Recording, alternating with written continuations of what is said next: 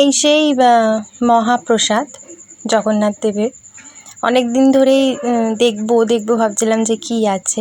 মানে চিন্তা করুন, আমরা নোটবন্দি দেখেছি, আমরা লকডাউন দেখেছি, মহামারী দেখেছি, মানে হ্যাঁ, করোনা ভাইরাস মহামারী দেখেছি, মহাকুম্ভ দেখেছি, অপারেশন সিঁদুর দেখেছি, আবার এটাও রেশন দোকান থেকে মহাপ্রসাদ এসছে, এটাও দেখলাম।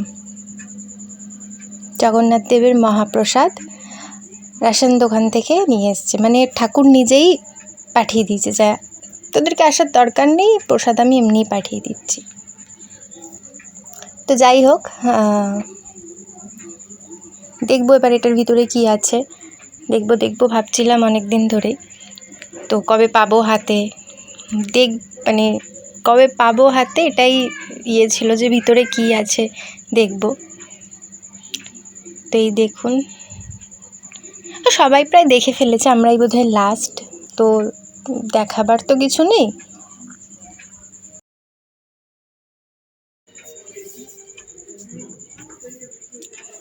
বাবা, 3জনকে 3টেই দিয়েছে, গুনে গুনে 3টেই দিয়েছে।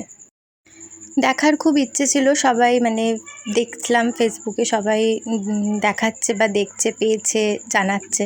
তো আমারও খুব সেই হিসাবে আমারও খুব দেখার ইচ্ছে ছিল, ব্যাস দেখা হয়ে গেল।